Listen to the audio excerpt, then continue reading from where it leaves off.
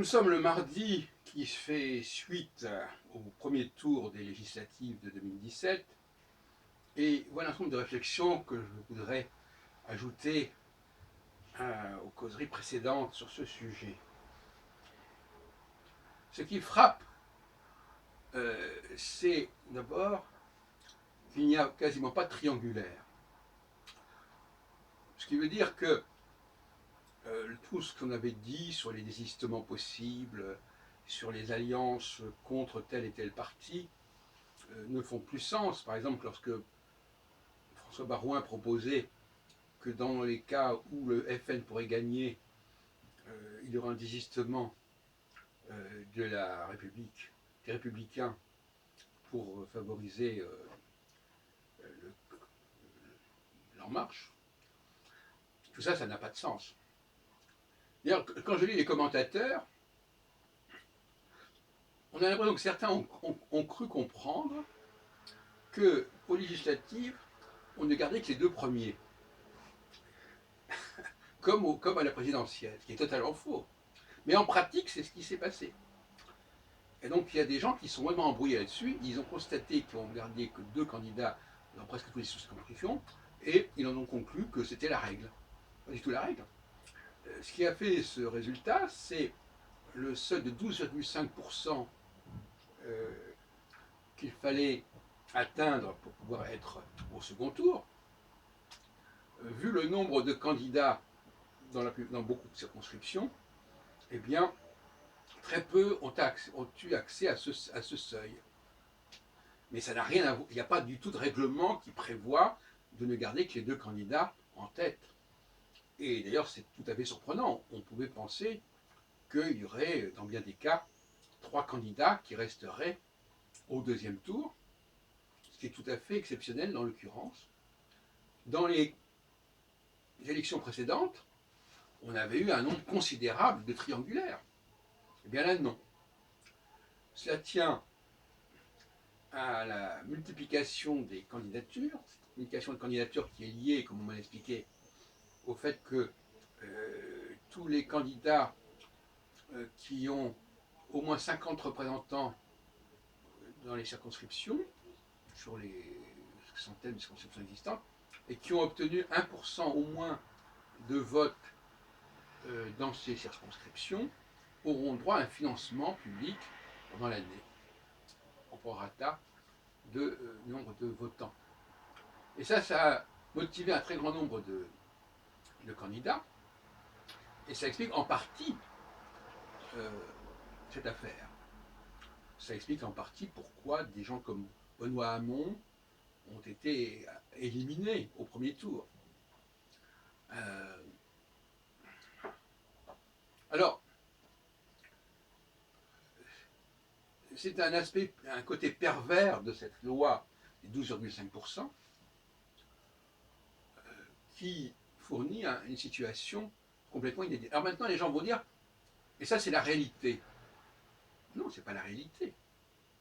C'est un artifice, c'est un artefact. La réalité, c'est qu'il y a un pourcentage de votants pour tel et tel parti qui est nettement supérieur au nombre de députés que ce parti obtiendra. Puisqu'on n'est pas dans la proportionnelle, mais on est au scrutin uninominal à deux tours. Mais ce scrutin uninominal à deux tours est devenu aberrant du fait de ce seuil de 12,5% ou du fait de la multiplication absolument affolante et inflationniste du nombre de candidats. Par exemple, dans le 13e arrondissement, il y a certaines circonscriptions, comme celle à laquelle j'appartiens, il y a 22 candidats. Et je crois qu'il y en a même une autre avec 24 candidats. Alors, ce que je remarque, c'est que on veut nous expliquer ces résultats qui sont de l'ordre du virtuel, en quelque sorte, d'un système. On veut nous l'expliquer par des règles, par des lois sociologiques, des lois historiques, etc.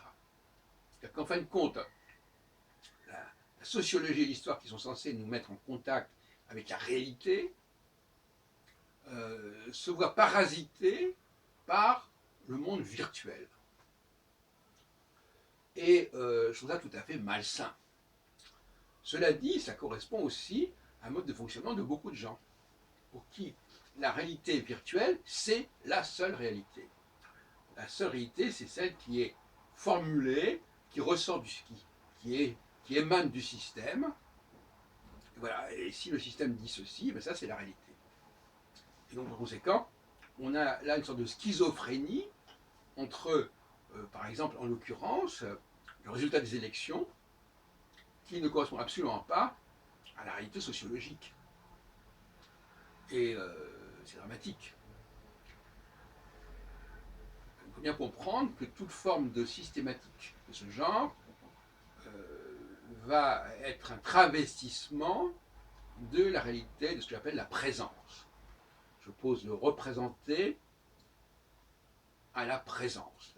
Représenter, c'est la représentation de la présence. La présence, c'est ce qui se donne à voir, ce qui se présente, ce qui s'offre, ce qui se donne à voir pour quelqu'un qui regarde le monde. Et la représentation, c'est la formalisation, la formulation du réel au prisme d'un certain type, d'une certaine grille, d'un certain système.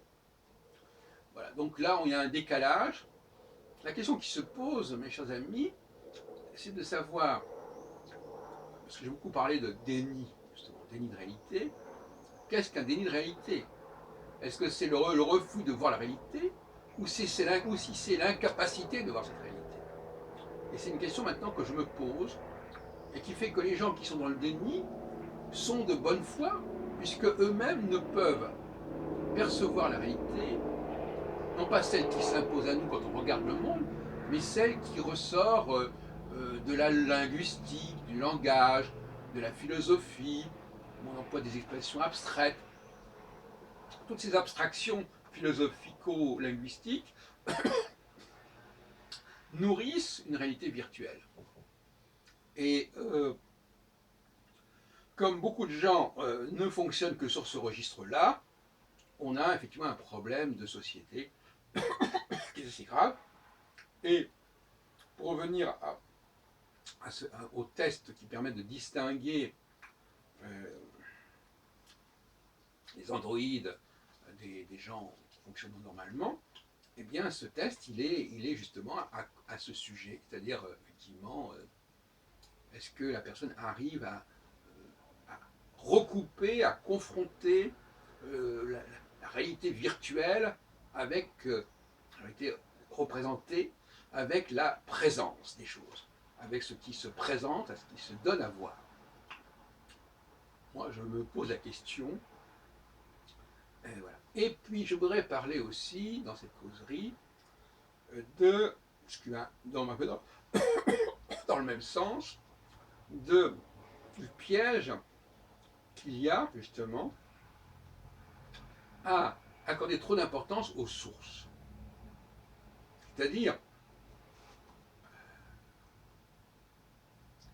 ce n'est pas parce qu'un auteur a emprunté un élément d'un ouvrage à telle source que tout ce qui concerne cette source concerne cet auteur.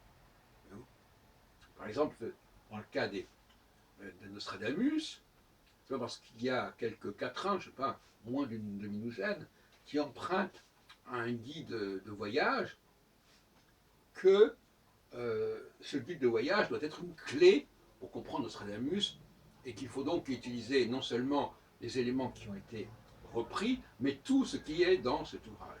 De la même façon, en astrologie, astronomie, c'est pas parce que à un moment donné l'astrologie a emprunté à l'astronomie tel et tel élément que tout ce qui concerne l'astronomie doit nécessairement interpeller l'astrologue. Il y a toujours cette espèce de phénomène comme ça de passer d'un élément à un ensemble. Et ça, c'est absolument intolérable. Alors, il y a un autre aspect qui est intéressant aussi, c'est la notion d'analogie. On peut, par exemple, emprunter, pour revenir dans le registre, bon, par exemple, si on prend le yin-yang, pour parler d'une soirée Café Tao, que j'ai filmé par ailleurs en partie, et à laquelle je vous renvoie, animé par Jean-Luc Berlet, le yin-yang peut éventuellement se référer à l'homme et à la femme, mais ce n'est qu'une image, ce n'est qu'une analogie. Le yin-yang, c'est quelque chose que nous avons en nous, ce n'est pas l'homme et la femme. Mais on peut utiliser ces expressions-là. De la même façon, l'astrologie peut utiliser le zodiaque, le cycle saisonnier, au niveau analogique, au niveau de localiser, quoi, tout simplement, c'est au niveau d'une réalité virtuelle. Ça ne signifie pas qu'elle soit liée au cycle des saisons. Ça peut être simplement une analogie, c'est-à-dire un emprunt. On emprunte une image, mais il ne faut pas prendre cette image à la lettre. Voilà tout un ensemble de pièges qui nous entourent, qui nous assaillent de part et de toutes parts, d'ailleurs, et qui font que, en effet, je vais vous donner un autre exemple qui me paraît intéressant. Si on prend par exemple je sais pas, il va y avoir 400 députés au minimum du mouvement En Marche, qu'est-ce qui les relie, ces députés, entre eux? Eh bien, c'est le projet En Marche. Mais en eux-mêmes, en tant que tels, tous ces députés, ils ne se connaissent pas. Ils n'ont pas de point commun, sinon cet élément-là. Or, j'ai montré à plusieurs reprises qu'un groupe ne finissait par exister que s'il avait une sorte de ciment sociologique, c'est-à-dire s'il y avait des similitudes entre ceux qui le constituent. Alors on va dire oui, mais il y a quand même pas mal de gens qui sont des cadres.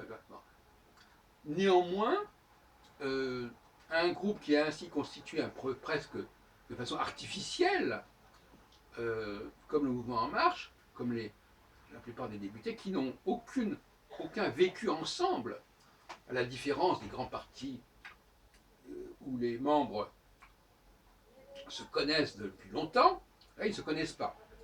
Donc là, il y a une sorte de friabilité, de fragilité de cette population de députés qui fait problème parce que en réalité, un groupe n'est pas uniquement résumé par son projet. Il est également en grande partie sous-tendu par des affinités, par un vécu ensemble, une histoire commune. Et donc c'est cela qui manque fondamentalement au mouvement En Marche et qui en hypothèque sa pérennité. Voilà. Voilà donc un ensemble de faux semblants de toutes sortes que je voulais vous signaler dans cette petite causerie. Et je pense qu'effectivement, on va avoir une sorte de situation complètement insupportable, comme je disais, schizophrénique, entre, mais ça c'est pas depuis, ça date pas d'hier, entre des mouvements qui se sont manifestés et qui ont accédé à plus de 20% d'électeurs, comme le mouvement de Mélenchon ou le mouvement de Marine Le Pen, et qui vont être sous-représentés au Parlement, à l'Assemblée nationale. Et ça, c'est quand même quelque part assez scandaleux.